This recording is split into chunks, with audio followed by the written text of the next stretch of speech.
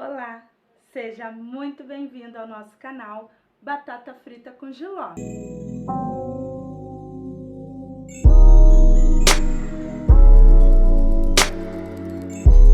Prazer estarmos aqui mais uma vez para a gente falar sobre esse tema que está nos permeando, né? Que está aí falando muito essa semana.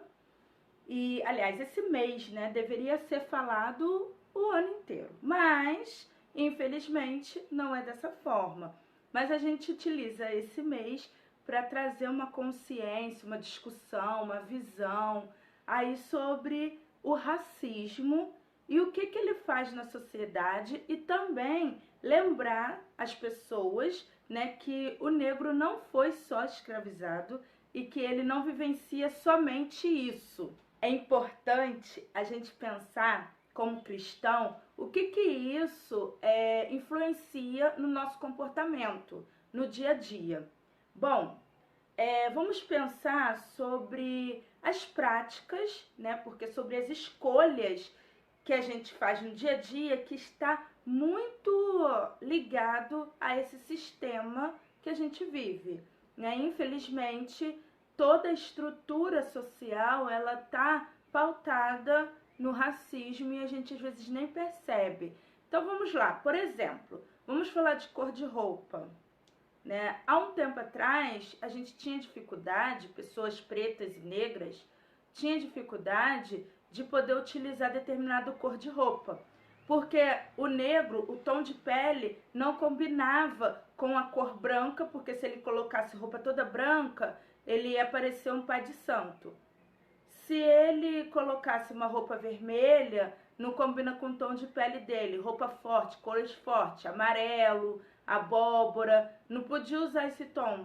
Então, assim, o negro acabava ficando numa situação que ele nunca pode nada, né? Porque tudo ficava bom na pessoa branca. E isso era reforçado, né, com a mídia, reforçado com as pessoas no dia a dia. Isso vai sendo reforçado porque o branco, ele é o que é visto.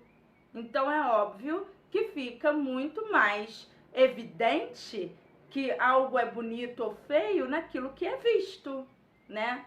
E assim, uma outra coisa que fica muito forte no nosso dia a dia é a questão também do cabelo. Hoje, século 21, 2020, nós temos uma liberdade maior de utilizar os nossos cachos, de utilizar os nossos blacks, de usar o cabelo com tranças, apesar ainda de ter muito estranhamento. E apesar de lugares que sejam mais hegemônicos, que tenham uma visão mais conservadora, eles ainda obrigam pessoas a alisarem o cabelo, a clarear, enfim, a utilizar coisas para que você seja mais parecido com o branco possível, porque o branco não causa estranheza. O branco vai te deixar mais confortável para ter confiança. E isso acontece muito. Nós, dentro do nosso psique, já tem incutido por conta da sociedade que uma pessoa branca é uma pessoa mais confiável, é uma pessoa que te passa mais clareza, é uma pessoa que não te traz medo, né? E a gente percebe isso, por exemplo, nas eleições, né? Quando as pessoas brancas começam a falar sobre suas propostas, a forma como ela se coloca, as pessoas se sentem mais representadas por essas pessoas. E às vezes o negro fala a mesma coisa, age da mesma maneira, mas ele já é taxado como uma pessoa que não tem capacidade de, enfim, fazer qualquer tipo de coisa para a sociedade de bom, porque ele já é visto como algo ruim, como não competente, entendeu? Como uma pessoa que não tem capacidade para atuar em nada que seja top, vamos pensar assim, e nada que venha ser uma cadeira onde ele é o líder. Ele está sempre para ser subordinado. E aí a gente percebe isso nos relacionamentos, né? Quando um negro vai fazer escolhas para o seu relacionamento, ele tem que pensar muito, e isso eu faço um recorte até para mulher negra, tem que pensar muito com quem ele está se relacionando. Nem falo nem aonde, mas com quem ele está se relacionando. Por quê? Vou trazer uma historinha. Tem uma pessoa no nosso meio de convívio que foi casada com um homem branco. E por muito tempo. E aí houve uma separação. Depois ela resolveu se casar novamente, passou-se muito tempo, resolveu casar novamente. E aí ela casou com um homem preto. Nessa história, veio uma mulher branca e virou para ela e falou assim: agora você vai casar certo, agora você tá direitinho, porque você tá casando com uma pessoa igual a você. Ué, quer dizer que quando ela era casada com um homem branco, ela estava casada com um homem diferente dela, uma pessoa que não era igual a ela, igual o quê? Na questão do tom de pele? Igual o quê? Na questão social? Porque os dois eram pobres.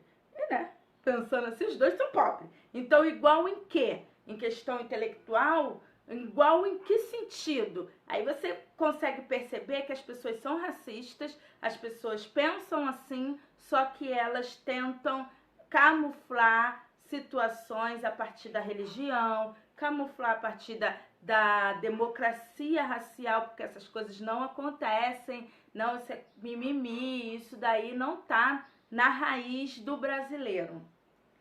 É importante a gente também entender a questão do jeito de falar, porque quando é o negro falando alto, ele é sem educação, ele não consegue, olha como é que essa menina fala, né? A gente tem que se comportar, a gente tem que pensar direitinho, agir de forma que não vá ferir o outro. As pessoas pretas têm que pensar muito antes de agir. Já as pessoas brancas, elas já têm um pouco mais de liberdade. Elas já não são olhadas pelo fato de elas serem brancas. Elas podem ser olhadas pela classe social que elas estão inseridas. Entendeu? Aí já é um outro recorte. É interessante pensar nas piadas, porque as piadas são coisas que permeiam até os púlpitos, né, da nossa igreja. Quando vão fazer piadinhas, quando vão fazer alguma conotação de bem e mal, sempre colocam o mal para pessoas pretas. E uma coisa que é muito clara, é quando vai fazer peça teatral, quando vai fazer um jogral na igreja. É muito claro isso. Não, você não vê Jesus preto, difícil, muito difícil. Anjo preto, a maioria tem que ser o mais branco possível. Jesus é o mais branco possível. Quando vai fazer aquele recorte de céu e de inferno, normalmente vai mais pessoas pretas para o inferno do que para o céu. E isso é muito claro, porque infelizmente a gente tem esse recorte. Mas Laís, você está falando de uma coisa que é improvável, a gente não olha assim para as pessoas.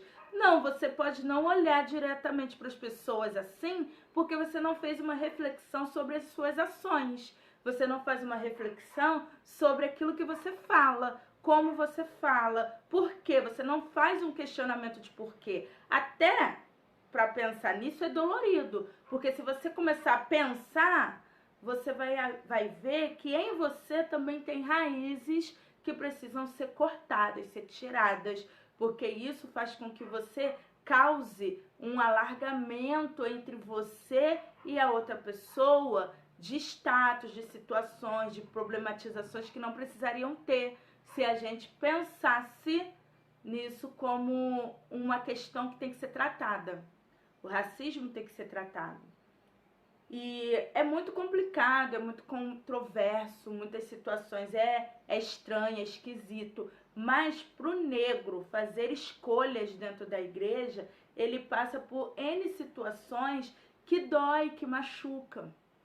Só que depende muito também de quem é esse negro, porque se esse negro for uma pessoa um pouco mais esclarecida sobre seus direitos, deveres, sobre quem ele é na sociedade, como a sociedade o vê, ele vai ter um processo de emancipação, um processo de pensamento, um processo de pertencimento diferente daquele negro que ele acaba sendo inserido no âmbito social como se isso não tivesse nada a ver, né, com um pensamento mais hegemônico, onde ele não se vê como negro, negro é o outro, não ele. Então, assim, tem todo um processo.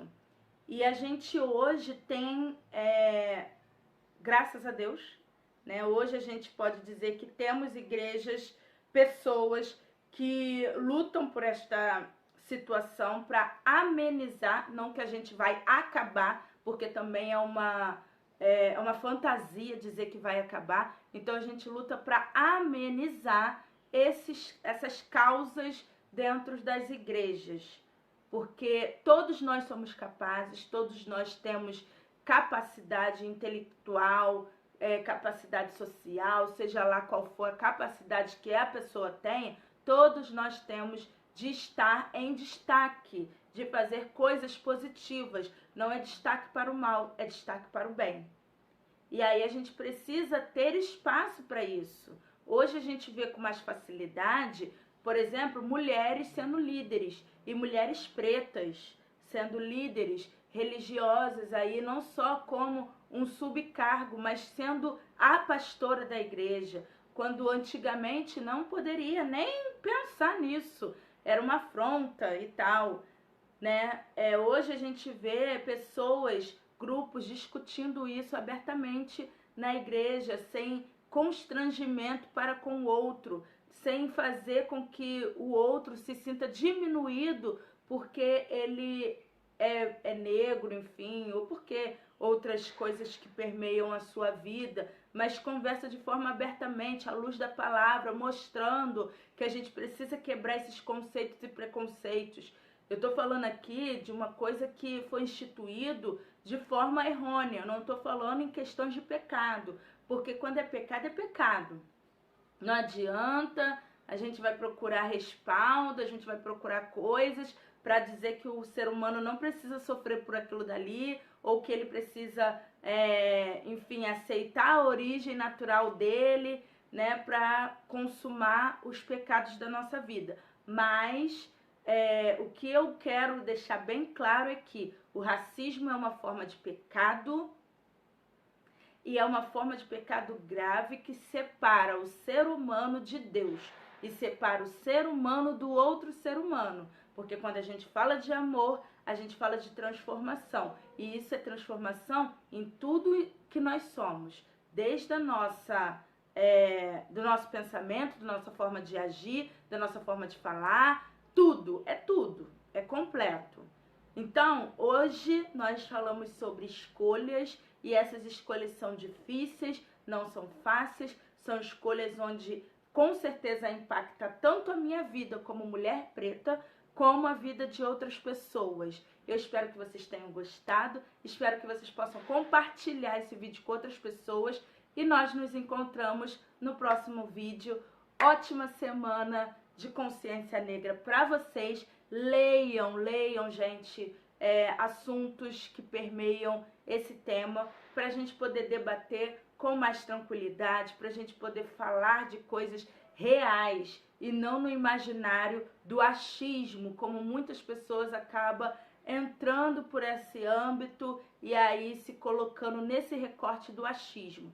Não podemos ser assim, precisamos ter embasamento daquilo que a gente fala, ok? Então, encontro vocês no próximo vídeo e até lá!